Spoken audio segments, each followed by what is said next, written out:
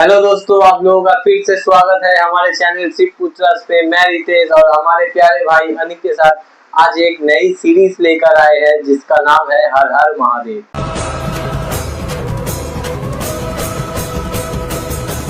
और इस सीरीज में हम आप लोगों के साथ शेयर करेंगे महादेव के 19 अवतारों की कहानी। तो आज हम लोग किस अवतार के बारे में जानेंगे? तो आज हम लोग महादेव के जिस अवतार के बारे में जानेंगे या चर्चा करेंगे वो है वीरभद्र। वीरभद्र। तो भगवान शिव ने ये वीरभद्र अवतार किस लिए लिए थे? तो अब लोग सबको पता ही होगा कि माँ सती के साथ भगवान शिव का शादी हुआ था। माँ सती के पिता थे दक्ष प्रजापति, वो ब्रह्मदेव के पहले संतान थे दक्ष प्रजापति, और उनका शादी हुआ था प्रसूति के साथ। और दक्ष प्रजापति का काम, दक्ष प्रजापति का वाइफ थी प्रसूति, और उनकी पुत्री थी, उनकी पौत्र थी।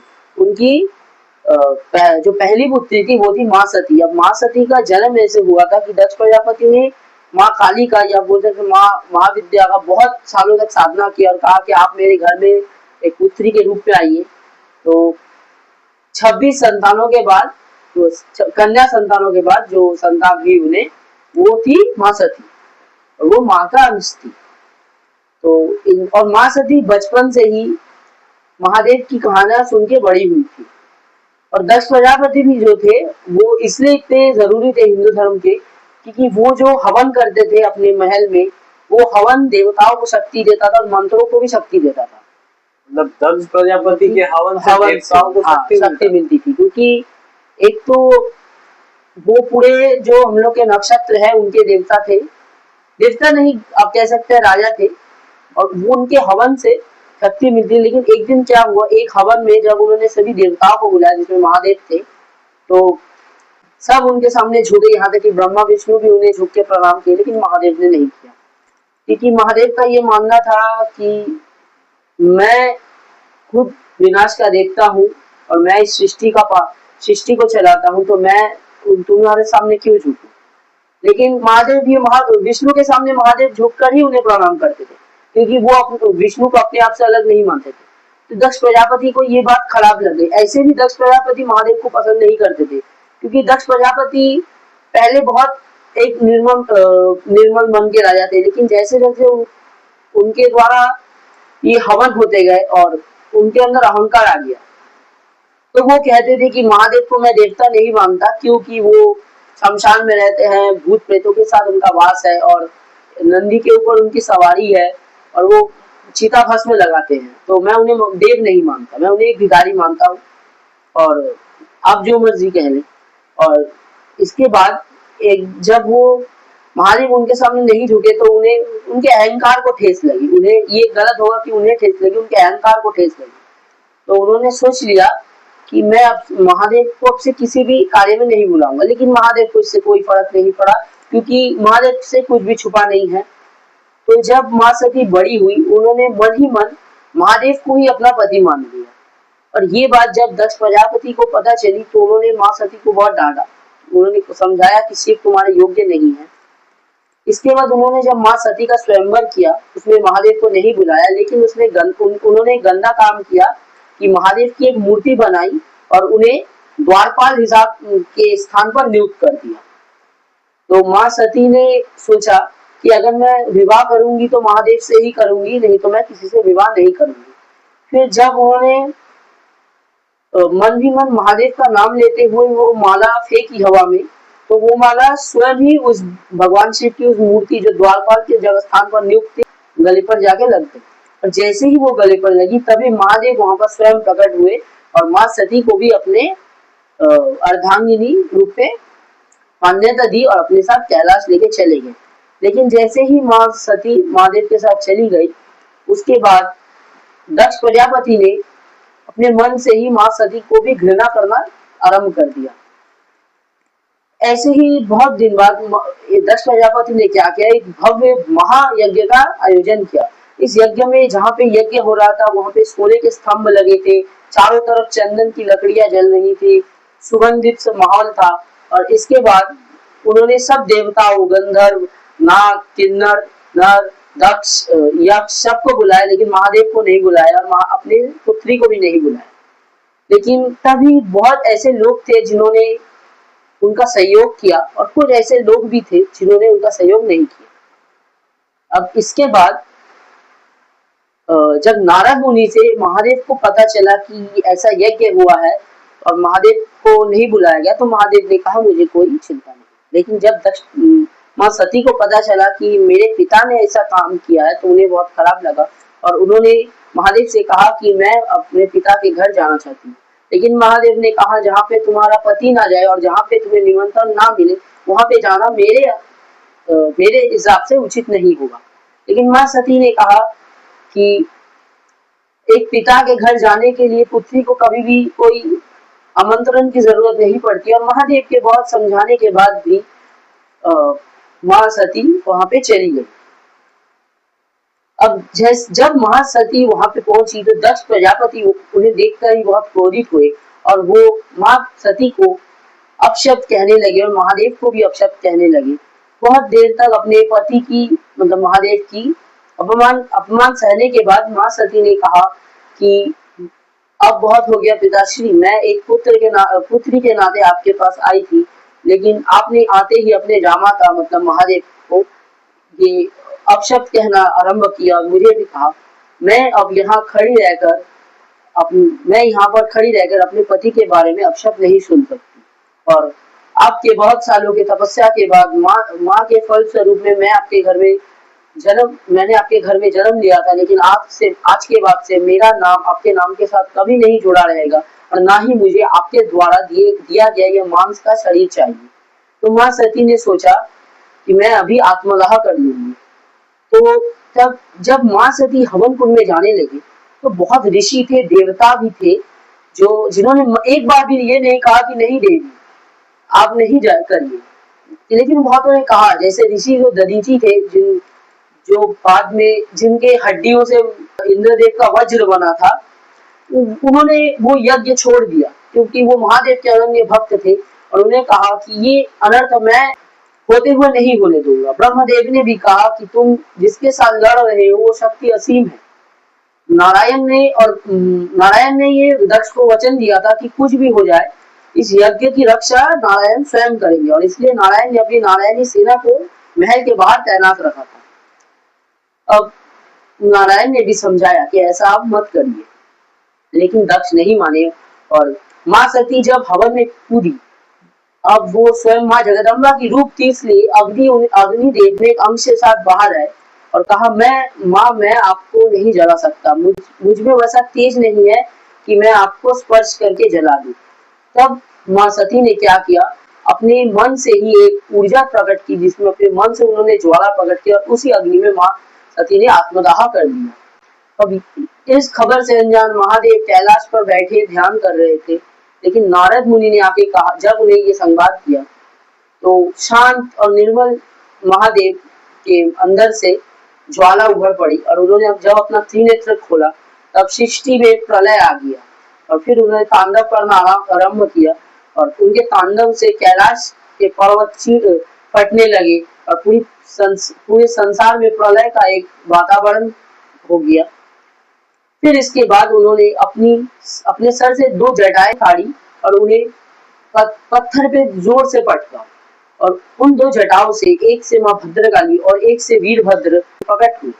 जब वो दोनों प्रकट हुए तो वहां पे माँ भद्रकाली का रूप उग्र रूप था, नीला वर्ण, 8 हाथ, 8 हाथों में अस्त्र सुसज्जित, नरमुंडों की माला, बाहर लपलपाती हुई जीभ और मन के अंदर क्रोध। और उसके बाद जब वीरभद्र प्रकट हुए, वो भी वीरभद्र का जो रूप था, मुख पे जटाएं, हजारों हाथों में अस्त्र और मन में ये तेज था कि मेरे प्रभु ने मुझे प्रकट किया है तो कोई काम से ही किया होगा। तब उन्होंने महादेव को पूछा कि प्रभु मैं आपके अंश से जन्म, आपका ही अवतार वीरभद्र हूँ, आप कृपा करके मेरे उत्पत्ति का कारण मुझे बताएं। तब महादेव ने कहा कि वीरभद्र और भद्रकाली, मैं तुम्हें आदेश देता हूँ कि भूतों की सेना लेके जाओ। भूतों की सेना? हाँ, आप सब जानते हैं कि महादेव के गण थे, उनके गणों का व्याख्यान कुछ ऐसा था कि जो सेना वीरभद्र लेके गए थे उसमें कंकाल, बेताल, प्रेत, पिशाच, गण और मातृकाएं थी।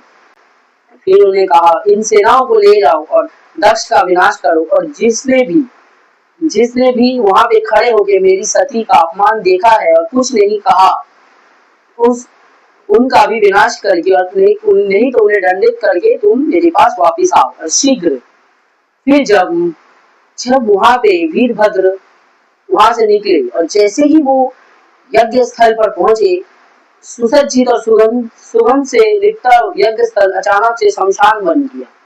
और वहां पे जब भूतों की सेनाओं ने गर्जना की तब जैसे चारों तरफ से अशुभ एक वातावरण बन गया, जिसमें सब देवताएं डर गए। ब्रह्मदेव ने कहा कि दक्ष, अब तुम्हें कोई नहीं बचा सकता, क्योंकि अभी इस स्थल पर महादेव के रुद्रांश वीरभद्र आ गए हैं। अपना नारायण का मैं तुम्हें स्वयं बचा सकता। लेकिन अपने अहंकार में चूर दक्ष ने प्रजापति ने सोचा कि महादेव जब कुछ नहीं कर पाए, उनके अंश क्या करें। फिर जब वीरभद्र युद्ध करने गए तो महादेव की शक्तिशाली गणों के सामने नारायणी सेना टिक नहीं पाई और माँ भद्रकाली अपने 8 हाथों से उस नारायणी सेना का भक्षण करने लगी और मातृकाएं भी अपने नखों के द्वारा उस नारायणी सेना के हर एक सेनापति सैनिक को चीरने लगी। और जो शक्तिशाली द्वारपाल दक्ष ने तैनात किए थे, वो भी वीरभद्र के खप्पड़ के आगे या फिर कह सकते तलवार के आगे नहीं टिक पाए और एक एक करके ढेर हो गए।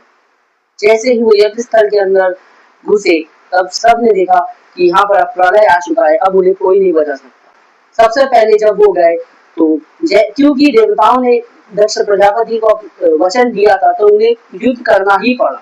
सबसे पहले तो उन्होंने यमराज को बुरी तरह से पीटा और मारा।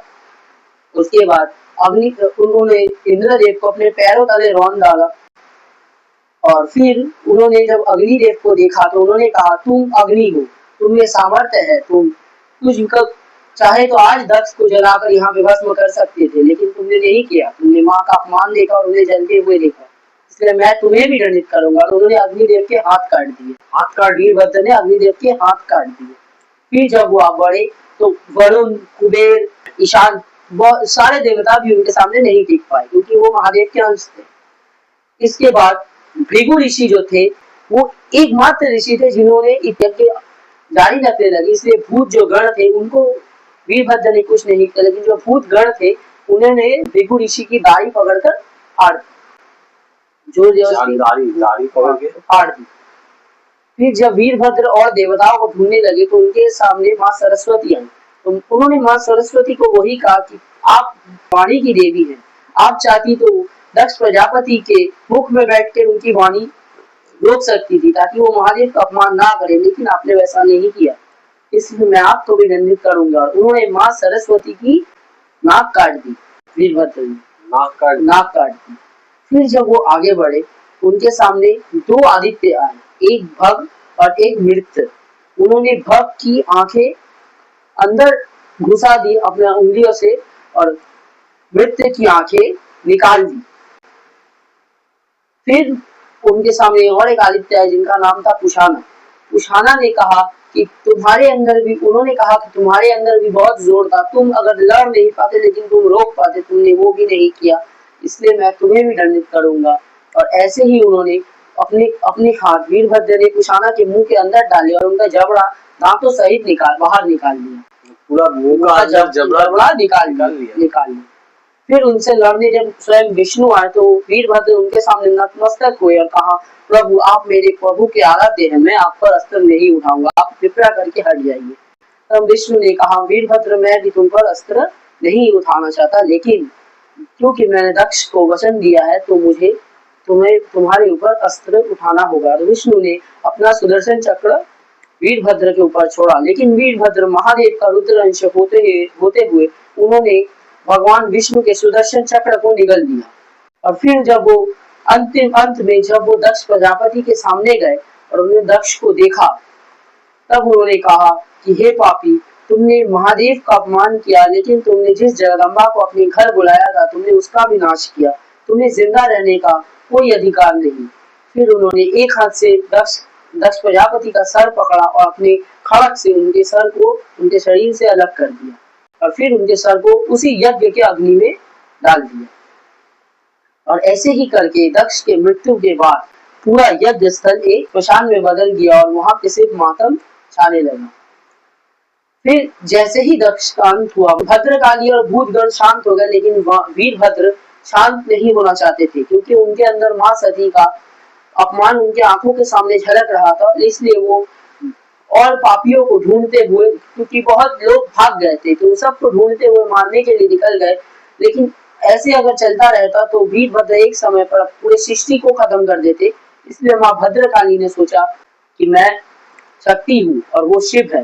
शक्ति के संतुलन के बिना शिव का कोई मूल्य नहीं, और शिव हमेशा ही अनियंत्रित रहेंगे। तो माँ भद्रकाली ने वीरभद्र को कहा कि आप मुझे अर्धांगिनी रूप में स्वीकार कीजिए। और माँ भद्रकाली के द्वारा जब वीरभद्र शांत हुए तो वो भूत गणों सहित महादेव के पास लौट गए।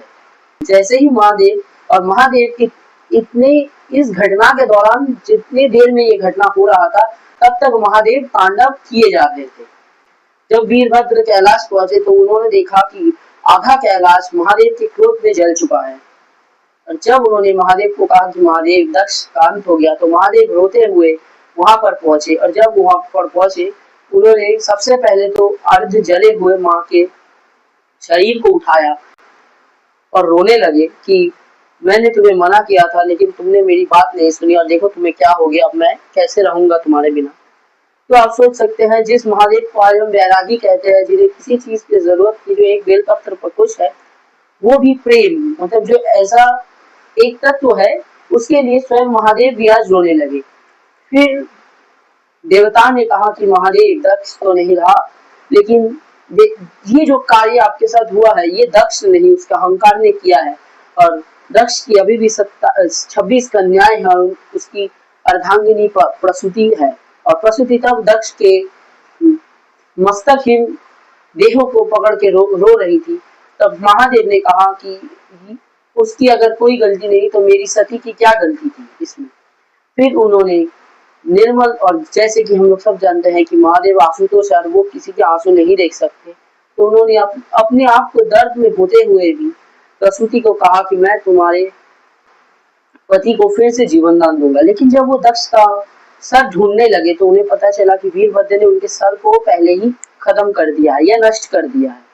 तो उन्होंने वहां पे देखा एक बकरा चर रहा था, जिसको हवन में आहुति के लिए लाया गया। तो महादेव ने उसका सर दक्ष के देह के ऊपर लगाया और अपने हाथों द्वारा उसमें जीवन प्रदान किया। जब दक्ष वहां से उठे और जब उन्होंने देखा कि वो जीवित है, तो वो सीधा साष्टांग दंडवत प्रणाम करने लगे महादेव के आगे और कहा कि हे महादेव, मेरे अहंकार ने मुझसे आज ऐसा काम कराया कि मेरी पुत्री अब मेरे सामने नहीं रही। तो फिर महादेव ने क्रोध न करते हुए मां सती के देहों को अपने कंधे पर डाला और घूमने लगी। इसके बाद वो हजारों सालों तक माँ के देह को लेकर तांडव करने लगे। इसके बाद तो सभी जानते हैं कि भगवान विष्णु ने माँ के शरीर से चक्र से 51 अंश किए, जिससे आज 51 शक्तिपीठ है। और जब ये सब खत्म हो गया तो महादेव ने वीरभद्र को बुलाया और कहा, वीरभद्र, तुमने मेरी आज्ञा का पालन किया है और आज से तुम्हें मेरे रुद्र अवतार के रूप में जाना जाएगा। और आज भी ये भी कहा जाता है कि तांत्रिक साधनाओं में महादेव का जैसे आना, लेकिन वीरभद्र का पूजन जैसे नहीं होता। क्या? क्योंकि वीरभद्र, कोई भी साधक जब वीरभद्र की पूजा करता था तो क्या होता था, जब भी अगर वो कोई गलती करते तो वीरभद्र आके उनको मार देते थे। तो कोई साधक बचता ही नहीं था कि उनकी पूजा हो, भक्त को ही मार देते थे। कोई भी उग्र देवता थे क्योंकि वो, और क्योंकि वो महादेव के क्रोध से जन्मे थे। तो एक भक्त ने सोचा कि मैं करूंगा, और वो यज्ञ के साथ उसने एक चिता सजा कर रखी थी। जैसे ही वीरभद्र उनके सामने आए, उस भक्त ने चिता जलाई और खुद ही आग में कूद गए। तो वो चिता वो अपने लिए सजा रखी थी, और जैसे ही वीरभद्र उनके सामने प्रकट हुए, वो खुद ही कूद गए। और फिर वीरभद्र ने उनको पुनर्जीवित किया और कहा कि तुम क्यों कूद गए? तो कहा, प्रभु, अगर मेरे से कोई त्रुटि होगी तो आप मुझे ऐसे ही मार देंगे, तो मैं पहले ही मर जाता हूँ। तो वीरभद्र तब समझे कि अगर मैं सब भक्तों को ऐसे मार दूंगा तो मेरा कोई भक्त नहीं बचेगा। फिर वो शांत हुए, और आज भी वीरस्वामी मंदिर में, जो अरुणाचल प्रदेश है, वहाँ पे वीरस्वामी मंदिर जो है वो भगवान वीरभद्र का मंदिर है, जहाँ पे माँ भद्रकाली और वीरभद्र को, जिसको वीरस्वामी कहा जाता है, उनको एक मैरिड कपिल मतलब पति और पत्नी के रूप में वहाँ पे पूजन किया जाता है। और ऐसे ही बहुत मंदिर वीरभद्र के कम है, लेकिन है। और ऐसे ही महादेव के पहले अवतार वीरभद्र की कहानी खत्म होती है। तो ये वीरभद्र हम लोगों को क्या सिखाती है? जी, आपका प्रश्न बहुत अच्छा था। महादेव के 19 अवतार में हर अवतार में एक सीख है और वीरभद्र अवतार हमें ये सिखाता है कि कोई भी व्यक्ति, अगर आप अपने सामने अन्याय देख रहे हैं जो आज के टाइम पे होता है, अगर आप में शक्ति और ज्ञान इतना है कि आप उस अन्याय को रोक सकते हैं, लेकिन आप उस अन्याय को नहीं रोक रहे हैं, तो आप भी उस कर्म में उतने ही दोषी हैं। यही सीख वीरभद्र अवतार हमें देते हैं। तो दोस्तों, आप लोगों को ये कहानी कैसा लगा हम लोगों को कमेंट में जरूर बताएं। और अगर आप लोगों को इस सीरीज महादेव के अवतारों के बारे में जानना है तो हमारे चैनल शिव पुत्रास को जरूर सब्सक्राइब करें, ताकि हमारी हर वीडियो आप तक जरूर पहुंचे। धन्यवाद।